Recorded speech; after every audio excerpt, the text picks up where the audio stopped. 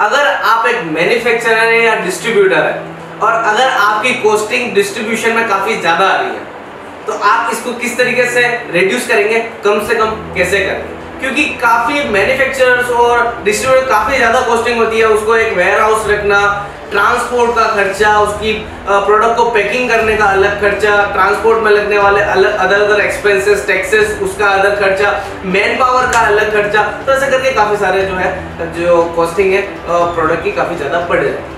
मैं 3 से 4 टॉपिक बताऊंगा, अगर आप उन पर फोकस करेंगे तो कहीं ना कहीं आपका पैसा बचेगा, आप ज्यादा नेट प्रॉफिट निकाल पाएंगे। फर्स्ट ऑफ ऑल, आपको बल्क में सामान जो है शिपिंग करनी है। अगर आप आउट ऑफ कंट्री भी अगर प्रोडक्ट को भेज रहे हैं तो कोशिश करें बल्क में जो है आप प्रोडक्ट एक्सपोर्ट करें। उसके अलावा किसी सिटी में आप अगर डिस्ट्रीब्यूट कर रहे हैं तो पूरे रीजन का एक जो ज्योग्राफिकल मैप पे जो एक पर्सन है, कोशिश करें कि एक ही साथ उस ज्योग्राफिकल मैप पे जाने वाले प्रोडक्ट सारे एक ही साथ जो है डिस्पैच हो।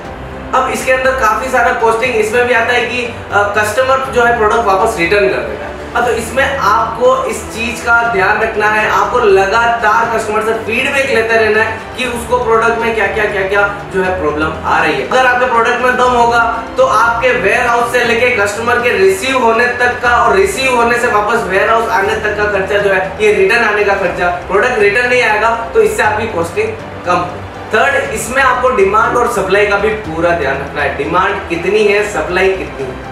ऐसा भी नहीं होना चाहिए डिमांड काफी ज्यादा और सप्लाई बिल्कुल कम हो गई और इधर डिमांड बिल्कुल कम है और सप्लाई बहुत ही ज्यादा हो गई। ऐसा हो रहा है कि ओवर स्टॉक रखा हुआ है, फिर आपको वेयर हाउस रखने, और ज्यादा रेंट भरना, और ज्यादा मैन पावर को संभालने के लिए सेफ्टी, सिक्योरिटी, सारी चीजें करनी। तो आप डिमांड और सप्लाई पे भी पूरा फोकस रखें। जब आपको लग रहा है डिमांड बढ़ने वाली है, हल्का सा वेयर हाउस में जो आपका स्टोर बढ़ा दिया और जैसे ही डिमांड बढ़ी आपने सप्लाई करी, जब कम है तब आपने प्रोडक्ट भी कम रखा। तो इस तरीके से आप जो है एनालाइज करें। अब और टॉपिक ही इसी के ऊपर है कि आपको टेक्नोलॉजी पर बढ़ना है, सीआरएम वगैरह ऐसी चीजों को इम्प्लीमेंटेशन करना है, ऑटोमेशन पे आना है। आप अगर लगातार मैन पावर के बलबूते पे ही काम करते रहोगे तो ना तो कभी उसे एक्सपेंड कर पाओगे और ना ही कभी एक्चुअल अंदाजा लगा पाओगे कि कब और कितना और किस समय पे आपका प्रोडक्ट जा रहा है, किस कीमत पे जा रहा है और कितना सेल हो रहा है, कौन सबसे ज्यादा हो रहा है, कौन कब से कम हो रहा है। ऑटोमेशन पे लाने के बाद मैन पावर की कॉस्टिंग भी जो है आपकी कम हो जाएगी और आप एक्चुअल डाटा पे वर्क कर पाएंगे। पांचवा, कभी भी आप एक ही लॉजिस्टिक प्रोवाइडर के ऊपर पे डिपेंड नहीं रहे, या फिर एक या दो पे ही डिपेंड नहीं रहे। आप पूरे मार्केट को देखें, अच्छे प्रोवाइडर्स जो लॉजिस्टिक प्रोवाइडर है उनके साथ भी कनेक्ट करें तो आपको इसमें भी जो है बेनिफिट जरूर मिलेगा। क्योंकि एक के साथ आप अगर वर्क करते रहेंगे तो काफी सारे टर्म्स एंड कंडीशंस के अंदर हो सकता है आपको लॉस।